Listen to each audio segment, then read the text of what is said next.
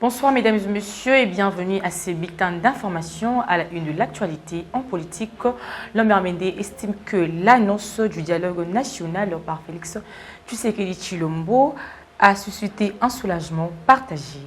Il soutient la condition préalable imposée aux groupes armés et affirme que l'AFC, M23 et Sauvons la RD Congo peuvent participer au dialogue à condition de se séparer publiquement de l'agression rwandaise. Suivez cet élément.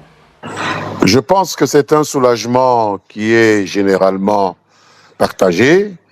Il y avait d'une part beaucoup de scepticisme de la part de nos compatriotes de l'opposition, ou devrais-je dire des oppositions, et pas mal de doutes dans les rangs de la majorité, c'est-à-dire de l'Union sacrée de la nation à laquelle j'appartiens, qui était partagée entre le fait de devoir parler avec des gens qui, en réalité, ont des exigences parfois jugées irréalistes.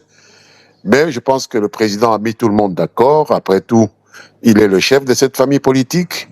Et lorsqu'il a décidé, il devient plus facile de se rassembler autour de cette décision. Donc aujourd'hui, on peut dire que il y a une tendance assez majoritaire, très majoritaire même dans le pays, en faveur de ces retrouvailles qui ont pour objectif de rendre la nation congolaise plus forte face à l'agression, parce que ce qui n'est pas uni n'est pas fort. Et nous avons besoin d'un pays fort, parce que cela fait 30 ans que nous endurons ces agressions répétées qui nous viennent du Rwanda.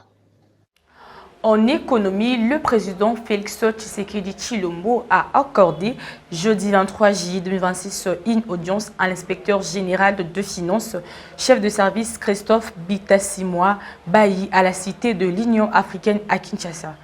Au cœur de cette rencontre, la présentation du nouveau plan stratégique de l'IGF pour la période 2026-2028, une feuille de route qui ambitionne de moderniser le fonctionnement de cette institution de contrôle et de renforcer son rôle dans l'amélioration de la gouvernance publique en RD Congo. Les échanges ont porté principalement sur le nouveau plan stratégique de l'IGF pour la période 2026-2028, accompagné de son adjoint Emmanuel Tchibingu. Le responsable de l'IGF a présenté au chef de l'État les grandes orientations de cette nouvelle feuille de route destinée à renforcer le rôle de l'institution dans l'amélioration de la gouvernance publique.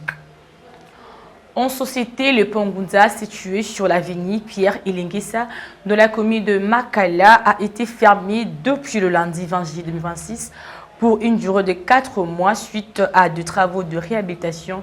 Suivez ce reportage de Grâce Faïda. La fermeture temporaire du pont Ngunza dans la commune de Makala depuis le 20 juillet 2026 bouleverse le déplacement des habitants de ce coin. Une mesure importante prise des travaux de la réhabilitation, de modernisation de ces ouvrages stratégiques. Pendant une durée estimée à 4 mois, l'objectif est de renforcer la sécurité et l'ouvrage tout en améliorant durablement les conditions de circulation sur cet axe. Très fréquente, les autorités provinciales invitent les usagers à faire preuve de compréhension durant cette période de chantier. Alors, tous les habitants de ces coins de la capitale n'en peuvent plus. Depuis la fermeture du pont, nous rencontrons beaucoup de difficultés.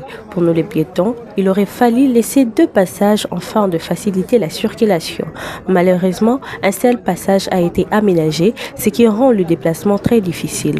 En revanche, nous saluons l'initiative de réhabiliter le pont Ngunza. C'est une très bonne chose car lorsqu'il pleut, l'eau recouvre complètement le pont. De plus, cette situation provoque d'importants embouteillages dans cette zone.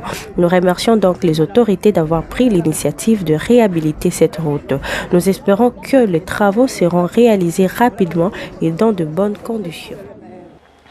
Et pour finir ces bulletins d'information en sport, malgré une prestation remarquable lors de la dernière Coupe du Monde, plusieurs léopards n'arrivent toujours pas à trouver de preneurs libres de tout contrat. Plusieurs dont Chancel Mbemba, Timothée Fayoulou, Cédric Bakambu et les autres continuent toujours de tidier les offres quant à eux de voir où ils déposeront leurs valises cette saison, vu une bonne prestation de l'équipe nationale dans la compétition la plus prestigieuse.